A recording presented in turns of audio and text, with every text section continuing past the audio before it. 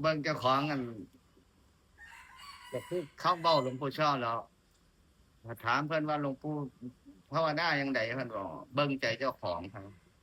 เขาว่าเบิ่งใจเจ้าของมีสติอยู่กับใจเจ้าของบ่ส่งไปข้างนอกสาธุเออผู้ใดสิดีก็เรื่องของเขาผู้ใดสิร้ายก็เรื่องของเขาเพิ่นว่าแต่เขาบ่ยินดีบ่ยินร้ายนำเขาเพิ่นเพิ่นก็เลยเติมว่าถ้ามันรุดเนี่ยเอามาอยู่ฐานของลมก็สืดลมรุดก็รุดซาสักพักโอ้กำลังมันลงโอ้สมบ่เพิ่นว่ามันเกิดขึ้นมันตั้งอยู่มันดับดับในใจเฮาได้เนาะครูบาบัดนี้มันก็เลยมาเห็นตัวนี้ก็เลยเป็นปิติก็เลยระลึกว่าครูบาอาจารย์เพิ่นอยู่ไกลเฮาไปหาเพิ่นนิมนต์เพิ่นไปสร้างเขาบ่ต้องเป็นพิธีมันก็ได้ก็เลยว่าตะวันเกิดถวายผ้าไตรหรือระลึกถึงครูบาอาจารย์ใจคือเคยไปจีบค่ะบ่เข้าหาครูบาอาจารย์ใจมันแข็งบอกทุกคนเลยว่าอย่าประมาทครูบาอาจารย์เฮาบ่ระลึกถึงเพิ่นใจมันแข็งมันกระด้างมันบ่หลับก็เลยอ่อนลงแม่นครูบาเพราะใจมันอ่อนลงเลยเป็นการยอมรับตัวนี้แหมฝึกมาก็คือยอมรับตัวนี้แหมก็เริ่มของจะปกเริ่มเห็นคุณครูบาอาจารย์อยู่บัดนี้มันเห็นเบิดนั่นล่ะแม่นครูบาเบิ่งใจเจ้าของแล้วมันเห็นคุณเห็นโทษขึ้นมาเบิดล่ะแม่นค่ะอันใดเป็นคุณเฮาก็ฮู้อันใดเป็นโทษเฮาก็ฮู้น่ะมันก็สิบ่อยากยินดีในสิ่งที่บ่ดีแล้วเบื้องต้นน่ะเจ้าก็ค่ะยินดีในสิ่งที่ดีต่อไปต่อมามันก็ว่างลงไปของมันเรื่อยๆปุ๊บอันดีก็บ่ยินดีนำอันร้ายก็บ่ยินดีนำนั่นเอาบ่มีเลยล่ะครูบาค่ะมันก็เย็นนะครูบาบัดนี้เว้ากับไผก็ได้มันว่าโอ้มีสติอยู่กับใจมันเย็นมันล่ะแม่นค่ะสิเว้าหยังก็ฮู้โตแม่นเจ้าค่ะผู้ใดสิเว้าหยังมาก็ฮู้ว่าเขาเว้าหยังแต่บ่เอาบ่ใส่ใจเจ้าค่ะบ่เอามาบ่เอามาถือให้มันเป็นทุกข์คือบ่ถือในอารมณ์นั้นมันยังมีหลุดบางเที่ยเนี่ยเขาก็ปรึกษากันมันหลุดไปนำเขาโดนได้ลงครูบามันหลุดโอ้หลุดบักหลายชั่วโมงพุ่นล่ะบัดนี้ก็ซุมื้อนี้จังซี่ดีแล้วตัวมันฮู้ว่าไปบ่ถูกแล้วมันดึงขึ้นมาได้ล่ะดึงเราบ่อยู่ลบแล้วเราลืมครูอาจารย์เพิ่นก็ยังใครกว่าเบิดมือเบิดเว้นคิดล่องลอยไปทั่วทิพย์ทั่วแดนบัดพอมาถามว่าคิดเรื่องอีหยังเนี่ยจักมันหลายเรื่องพอจนจำบ่ได้นะอยากคุณก็ผู้ชอบเนี่ยคิดอีหยังนะโอ้มันหลายเรื่องพอหลวงปู่จำบ่ได้โอ้มันสติมันบ่ดีปานนั้นตัวนี่เพิ่นว่าเจ้าค่ะถ้ายังคิดว่ายังฮู้ว่าเจ้าของคิดเรื่องนั้นเรื่องนี้แน่ก็ยังมีสติกว่าอยู่ได้เพิ่นว่าเจ้าค่ะแต่ว่าถ้ามีสติแท้ๆนี่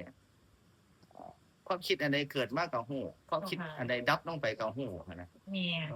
ฮู้ซ่าบางเที่ยนี่โอ้เป็นชั่วโมง2ชั่วโมงต้องมาฮู้พุ่นเนี่ยซ่าก็บ่เป็นหยังก็เลยมาดึงลงใหม่แล้วก็โอ้ถึงทางแล้วเนาะมันเย็นมันแก้ปัญหาบ่เป็นหยังดีกว่าบ่ฮู้เลย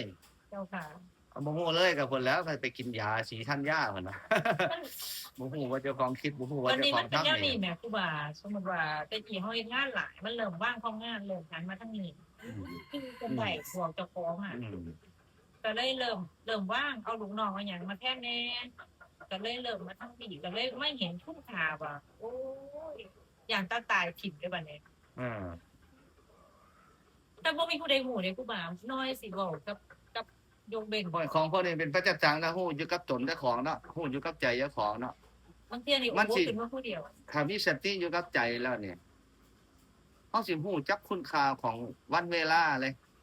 เสียไปหน่อยนึงก็ป๊าดคือพวกนี้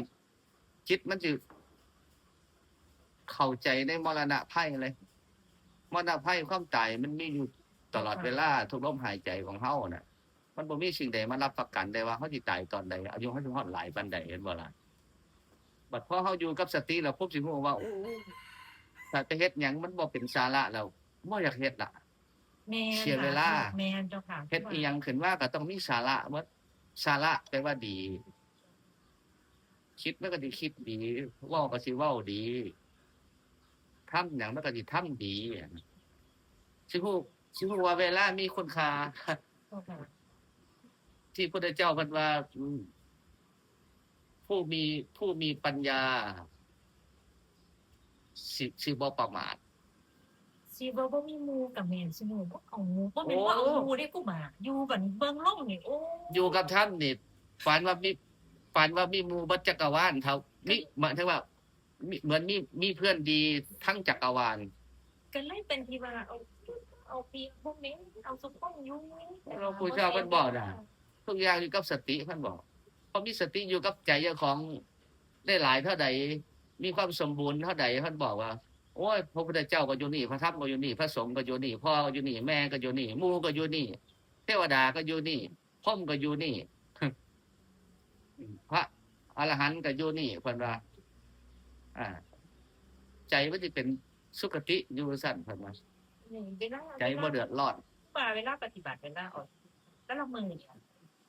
คือบ่คือเก่าสินี้สมมุติมื้อนี้รู้สึกว่าเข้าใจทางนี้ว่ามื้อรุ่นก็เป็นเรื่องอื่นสิ่งที่มันขึ้นในจิตเฮาที่ขาดการบ่ได้เลยเด้ทุกบัด มันก็ มัน เพิ่นให้เอาปัจจุบัน แม่น การปัจจุบันการปฏิวัติเอาปัจจุบันอดีตต่างนั้นว่าอดีตผ่านมาแล้วอดีตต่างนั้นว่าเขาเมื่อยานั่งนปฏิกังเขนะคะตังอดีตมันก็ผ่านมาแล้วอนาคตก็ยังว่าบ่ถึงปัจจุบันนังจะโยธรรมังตัทธะอิปัตติให้เอาสิ่งที่เป็นปัจจุบันนี่เป็นธรรมปัจจุบันนี่เป็นที่ตั้งธรรมปัจจุบันที่ตั้งคือไม่ได้เลยกับ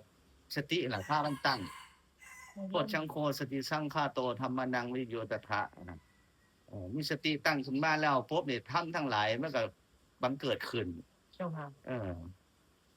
ธรรมนังวิโยตถะปุ๊บหนึ่งมันก็พิจารณาในธรรมที่เป็นปัจจุบันสิเอาอดีตมากับผ่านมาแล้วอนาคตก็ยังมาบ่ฮอด เจ้าค่ะ เพิ่นถึงว่ามีสติอยู่กับตัวเจ้าของหลายปานใดก็อยู่กับปัจจุบันหลายซ้ำนั้นนะ ว่าเจ้าของ มีสติสมบูรณ์อยู่กับจิตกับใจหมดแล้วก็คือเป็นปัจจุบันเลยครับ เจ้าค่ะ ปัจจุบันสมบูรณ์แล้วครับ เจ้าค่ะ ธรรมเนี่ยคือปัจจุบันสมบูรณ์บทมันสิเกิดมันก็เกิดสิ่งนั้นสิ่งนี้ขึ้นมาเท่ากับพิจารณาอันนี้มันมาจากไสมันพุทธขึ้นมาได้จังไดเพิ่นบอกว่าให้หาเหตุ หาต้นเหตุมันครับอ๋อมันมาจากสิ่งนั้นสิ่งนี้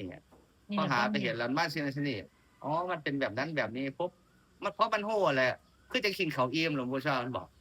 เพราะมันพูดเรื่องนั้นแล้วปุ๊บคือจะกินข้าวอิ่มเนี่ยมันก็เศร้ากินข้าวแล้วหั่นนะเอาให้กินอีกมันก็บ่กินเพราะมันอิ่มแล้วมันก็คือมันว่างเลยมันบอกมันสิว่างไปทีละเรื่องละเรื่องละเรื่องละเรื่องละเรื่องไปว่างลงไปเท่าใดก็เป็นปัจจุบันเท่านั้นท่านบอกนี่แหละคือปัจจุบันท่านถามหลวงปู่เนี่ย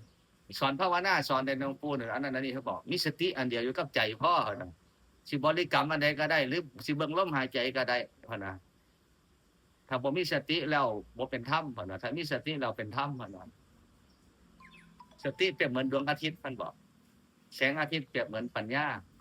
ถ้าดวงอาทิตย์บ่มีแสงอาทิตย์ก็บ่มีถ้าบ่มีสติปัญญาก็บ่มีพ่อนะแน่ เพิ่นบ่ได้เว้าโอ้ยอติเตกาเลอดีตการนานมาแล้วในสมัยหนึ่งพระพุทธเจ้าประทับอยู่เขาลูกนั่นโลกนี่เราเพิ่นบ่ได้เว้าไปซั่นนั้นหลวงปู่จ้าเอาปัจจุบันครับเอามีสติปัจจุบัน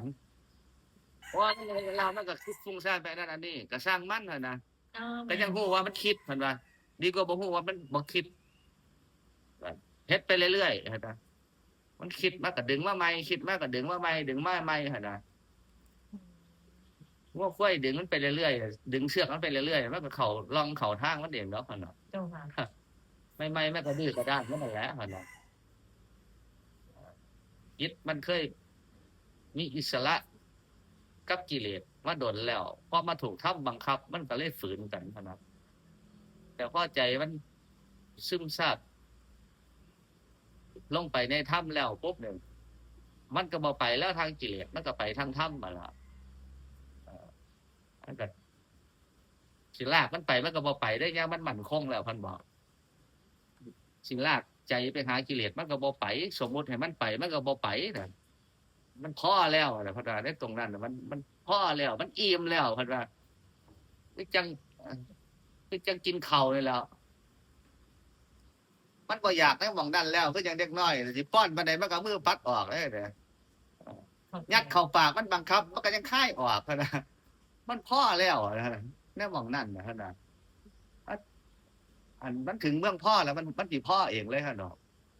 ในเรื่องนั้นน่ะ ถึงคราวมันถึงตอนมันพ่อแล้วมันพ่อเองเลย เอาใส่ปานใดก็บ่อยู่เพิ่นบอกบ่เอาเบิ่งเด็กน้อยเขาป้อนเขาเนี่ยเอาใส่ปากมันพอแล้วมันอิ่มแล้วมันบ่อยากมันก็เบือนหน้าหนีจับปากมันตักใส่ไปปุ๊บมันยังคายออกอันนั้นแหละคือมันพ่อแล้วนะมีแต่คนอื่นล่ะย่านใดมันบ่พ่อก็เลยเอาให้มันว่านะ เฮ็ดเป็นพ่อ เออเรื่องใดก็ตามแล้วมันพ่อมันพ่อเพียงของมันแล้วมันปัดออกไปเลย มันบ่เอาแล้ว มันสิฮู้มันสิสู้กันอยู่เด้คือว่ามีตองโตสู้กันในยามนั้นยามสงบเนี่ย อืม มีตัวดึงตัวบ่ให้นั่งตัวนั่งต้องสู้กันอยู่เด้บางเที่ยสู้บางเที่ยเนี่ย อืม บางเที่ยนี่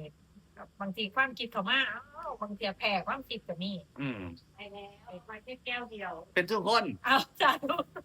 เป็นฮอดพระพุทธเจ้า ตอนเพิ่นยังบ่ตรัสรู้น่ะเพิ่นก็แพ้ใจแพ้อารมณ์แพ้กิเลสคือกันแล้วแต่เพิ่นก็ตั้งต้นเอาใหม่